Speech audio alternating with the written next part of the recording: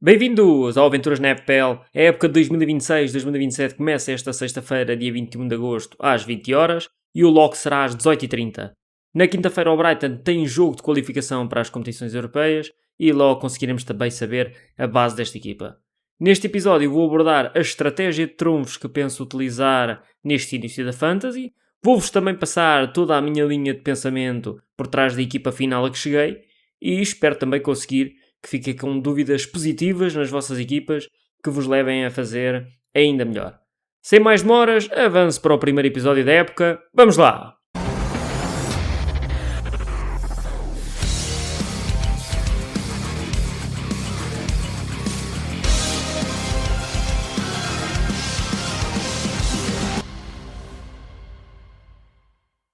Bem-vindos a mais uma época de FPL. Havia interiorizado que não conseguiria fazer o podcast esta época, mas consegui chegar a um compromisso comigo mesmo de conseguir lançar menos vezes, mas assim dar continuidade a este projeto.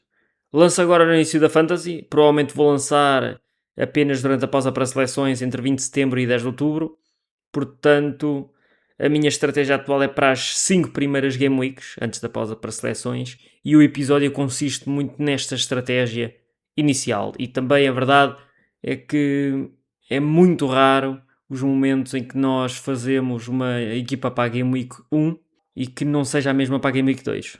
E já agora, isto é uma das mudanças. Em vez de haver 2 pausas para seleção em setembro e outubro, haverá apenas uma. Acredito que nessa pausa para seleções muitos vão ativar o wildcard, flutuar nas mudanças de preço e desde já que digo que poderei ser um desses que irá fazer essa estratégia. Para além do valor da equipa aumentar logo no início do jogo, o que é uma vantagem significativa, conseguimos adaptar a equipa aos próximos jogos e à forma em que as equipas se apresentam a esta Premier League. Também será possível encontrar até lá vários jogadores de equipas sem jogos europeus que podem fazer a diferença nas nossas equipas por um baixo custo. Isto permite encaixar mais prémios e ter jogadores de elevada qualidade também, ou que dão bastantes pontos. No ano passado tivemos um pack de trunfos para cada 19 Game Weeks e este ano a receita foi mantida pela organização da FPL. Logo temos de encaixar Bench Boost, Triple Captain e Free Hit na primeira ronda, para além do Wildcard. À medida que fui fazendo drafts, percebi que o Free Hit na terceira jornada libertava-me fundos de ter que levar Semenyo ou Nico O'Reilly desde o início. Permite-me também não esforçar a equipa para encaixar Isaac desde o início e apostar no avançado apenas na terceira jornada, assim como o Virgil van Dijk. Essa tal jornada 3 ainda permite levar mais jogadores do Arsenal e Chelsea desde o início e evitar também o único jogo difícil que as duas equipas têm nos 5 primeiros jogos. Como bónus na terceira jornada, o Aston Villa enfrenta o City e temos alguns jogos interessantes de equipas que ainda sabemos pouco devido a uma rotatividade gigante dos treinadores ou dos jogadores lesionados, ou com vinda tardia das férias, como o jogo do Brighton Leeds, Newcastle, Bournemouth. O ano passado adiei o Free Hit para uma jornada bastante boa, mas foi em dezembro. O que é que isso resultou? Resultou que muitos dos jogadores que já andavam exaustos e a variância de retornos e resultados já era muito maior. Este fator foi mais um prego no caixão da minha época e acredito que podemos tirar melhor partido das fixers neste início da época, enquanto os jogadores estão mais frescos. O Triple Captain, penso que vamos ter muitas jornadas para o poder usar, como o caso do Alan nesta Game Week 3, para quem não usa o Free Hit, pode usar o Triple Captain. O Alan tem ainda a Game Week 1, na minha opinião, acho que pode dar, e a Game Week 7 como boas opções. Eu estou inclinado para usar na 7, visto não querer usar já na 1, visto que tem pouco tempo para a época, e na 3 já tenho um trunfo marcado. Outra opção é o jogo do Chelsea na Game Week 4 que recebe o Hull, e se vimos que o Hull está mesmo fora de forma, pode ser uma hipótese muito interessante. E eu não tenho Palmer, mas por exemplo utilizava no João Pedro. Pelas minhas experiências do ano passado, com o Bruno Fernandes não consigo definir um bom momento para meter o Bruno na Triple Captain, visto o ano passado ter sempre falhado com ele o Triple Captain, fui 2 vezes com ele e falhei as 2. Pelo que este ano, em princípio, devo-me cingir aos avançados. O Bench Boost, a meu ver, tem poucas janelas de oportunidade e 2 delas são já de início. Bench Boost na Game Week 1 com a defesa do Ipswich e mais alguns que dão Defcon de 4,5 ou 5, ou Bench Boost na Game Week 2 com defesas do Coventry que todos custam 4. Mais para a frente poderão existir mais oportunidades de bench boost, mas estas duas apresentam-se no imediato e os fundos investidos no bench boost podem ser retificados num wildcard na Game Week 5, por exemplo. Não estou a dizer que é o melhor plano, mas sim que é uma forma de ver o jogo e de começar com uma ideia para não ter que inventar onde alocar 4 trunfos durante o percurso. Temos aqui já uma possibilidade de despachar um ou dois e cingir a equipa ao restante calendário e organizar dessa forma, do que ter que às vezes fazer alguma ginástica para encaixar um trunfo ou outro, sendo que de início estamos a construir a equipa do zero. Penso que faz sentido. Destas duas, prefiro o bench boost na Game Week 2, onde para que dê pontos preciso que o Coventry garanta a clean sheet contra o Hull City. E analisando isto em detalhe, a chance de clean sheet do Coventry na segunda Game Week atualmente é de 34% de chance, e do Ipswich na Game Week 1, por exemplo, é de 28%. Nos 19 jogos da primeira volta, nenhuma das 3 equipas recém-promovidas terá uma chance maior de clean sheet, a que se apresenta no Coventry Hull na segunda jornada. O motivo de analisar apenas as equipas recém-promovidas é por conseguir médios e defesas pelo custo mínimo, o que ajuda a não ter de tirar fundos da restante equipa para conseguir montar um bench boost teoricamente mais forte. Por exemplo, o Crystal Palace na Game Week 12 aparenta uma chance de 41% de clean sheet contra o Hull. No entanto, os defesas são no mínimo 4.5. Traz muita incerteza para esta nova época, sem o Glasner. Ou seja, até lá esta chance até pode mudar e aproximar-se dos tais 34% que o Coventry atualmente já apresenta. Pode também significar um wildcard provavelmente mais tardio e, portanto, traz aqui mais incerteza à equipa. Isto era um exemplo e acredito que muito deste pensamento do bench boost andará nisto. Após este raciocínio, não sei quantos drafts, depois já tinha uma boa base de começo de época, onde conseguia usar 2 trunfos enquanto avalia as equipas e tenta entender onde está o ouro das equipas e onde quer atacar. Claro que lá para a Game Week 13, 14, temos também ali alguns momentos bons, mas a verdade é que vamos usar o wildcard antes disso, e se fizermos um wildcard com 15 jogadores, depois vamos estar até para aí à Game Week 30, que é quando normalmente se usa o segundo wildcard, com 15 jogadores, ou sempre a juntar transferências para os tirar e para meter jogadores pelo preço mínimo para conseguir ter orçamento pós-premium. Envolve aqui uma certa ginástica desnecessária quando se pode usar o bench boost antes do wildcard. E para mim é isso, usar o primeiro bench boost antes do wildcard e o segundo bench boost após o wildcard. Este período com trunfos será também para guardar transferências. Podemos juntar até 5 e por isso ir fazendo mudanças na equipa sem ter que usar diretamente o wildcard é sempre bem recebido. Digo também que o free hit na Game Week 3 é um free hit de luxo, que no caso do Liverpool e Villa estarem abaixo de forma, pode ser repensado e adiado. Claro que do City consegui buscar mais um jogador. As casas de apostas até dão aqui uma boa vantagem para o Arsenal nesse jogo com o Chelsea. E pode não ser o indicado estar a levar 2 jogadores do Chelsea contra o Arsenal, mas também pode acontecer o João Pedro até marcar nesse jogo. Portanto, temos aqui um free hit pensado de luxo. Pode também não acontecer. Não existe grande compromisso para esse free hit, caso as equipas não estejam bem. Com estas ideias todas, a base da minha equipa são 2 defesas de 4.0 do Coventry, o Tomás e o Vanelli. Para evitar o Arsenal-Chelsea na Game Week 3, conto levar 2 jogadores de cada equipa. O mais perto de ter 2 jogadores do Chelsea é desde que comprei o Palestra e juntei ao João Pedro, e é uma decisão que tenho mantido nos últimos drafts. E também desde que o sistema do Chelsea mudou para 3-4-3 nestes últimos amigáveis.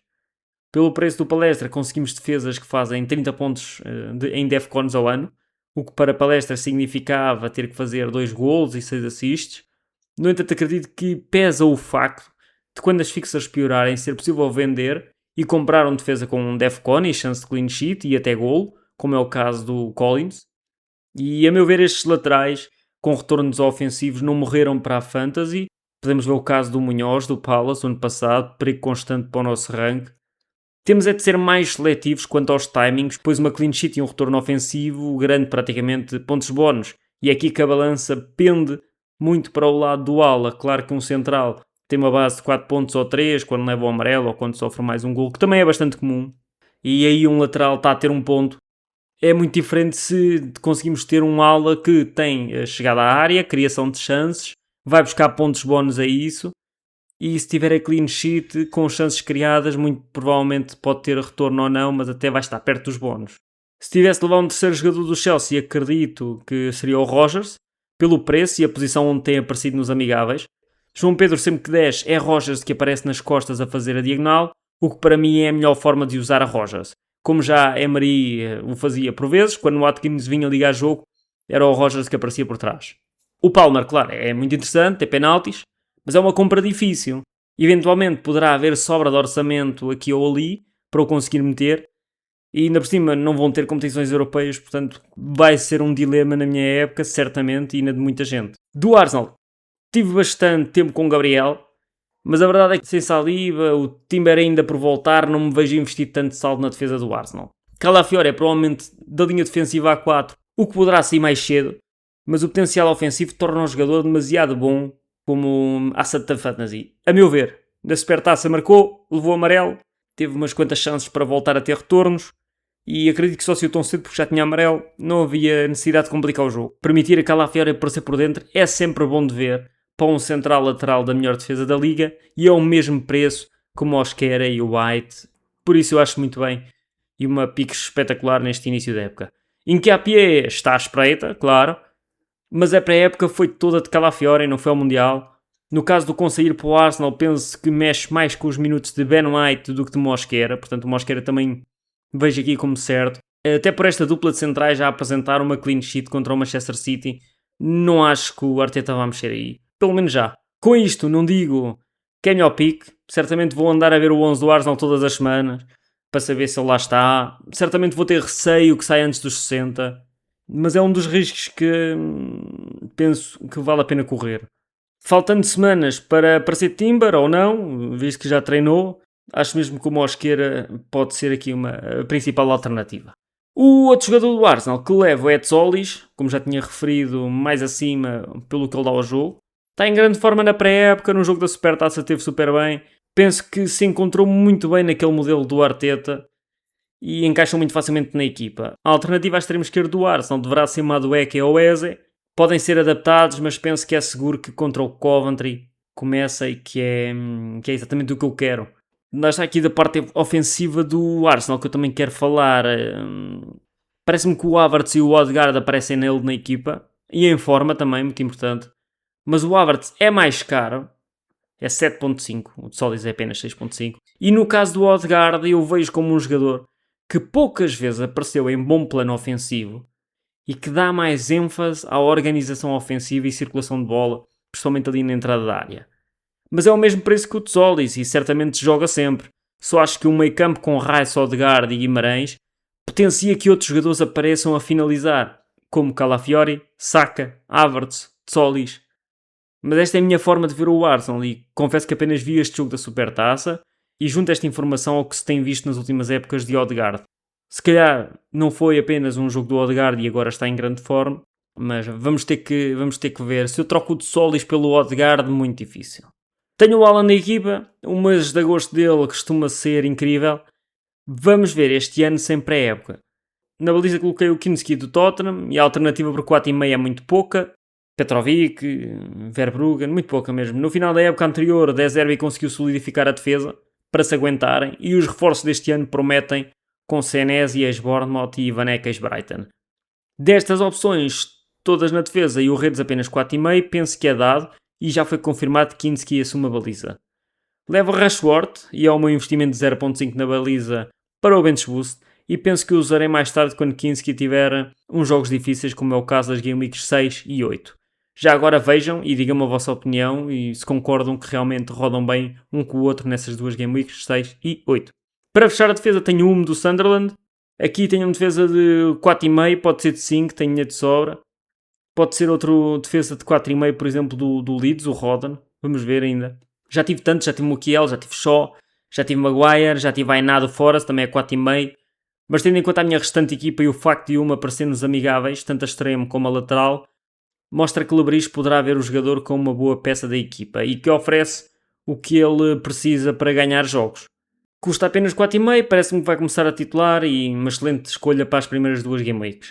Na prática, eu preciso que este spot da minha equipa jogue a titular nos dois primeiros jogos e que esses jogos sejam contra equipas acessíveis. O UM preenche todos esses pontos, todos por apenas 0.5 a mais no orçamento, que 4.0 é o mínimo, lá está.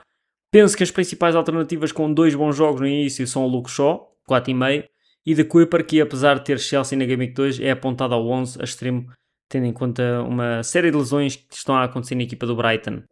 A Ainá tem jogo contra o Liverpool fora e pretende analisar ainda se a escolha do Forest de Glasner será Williams ou Ainá, principalmente qual dos dois é que sobe mais. Os últimos anos, Munhoz e Mitchell fazem ver que a diferença pode ser muito mais explosiva num dos dois. Reinilde, Rodan, Kayode e Ayer entram também aqui no set diferenciais interessantes, que também considero e que podem substituir sendo que Rodan e Ayer têm potencial de AFCON, a meu ver, e os jogos da 4 e 5 são melhores. Penso que este spot é o que poderá dar alguma variância, mas é preciso também alguma sorte a escolher por existir tanta hipótese com potencial.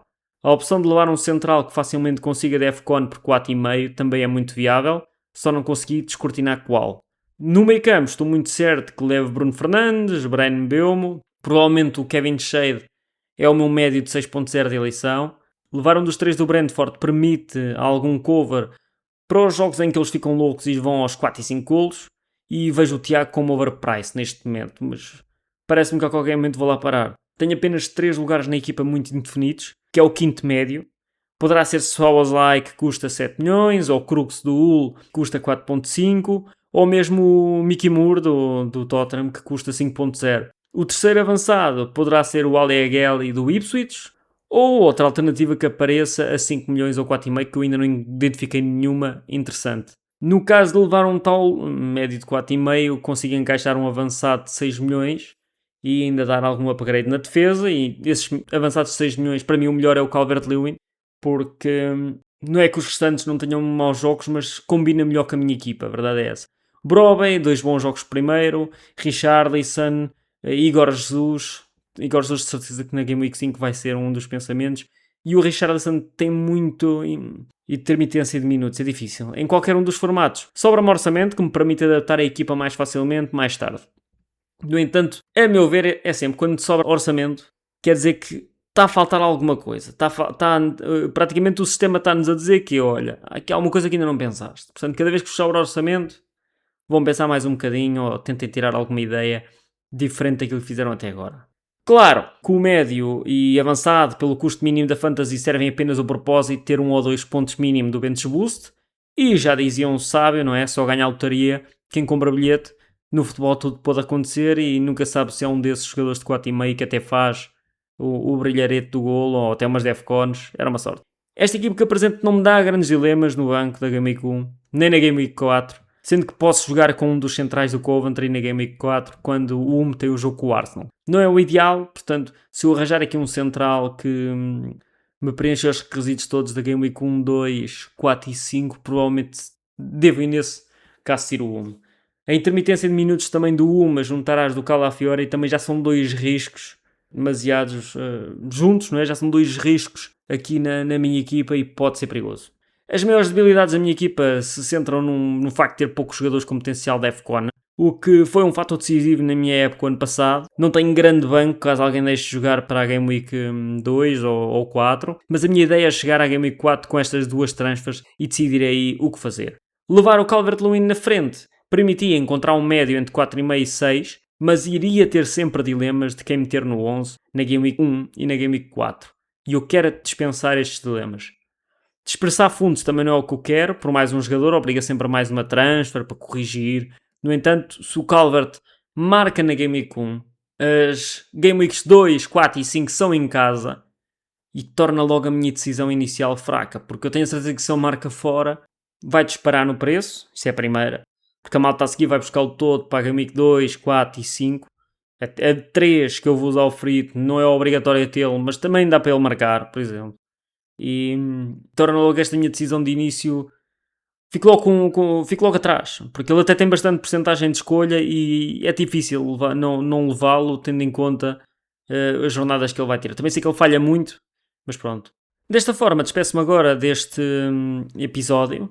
Vou dar continuidade analisando um pouco também o Bench Boost da Game Week 1 na segunda parte deste primeiro episódio. Fiquem bem, até já!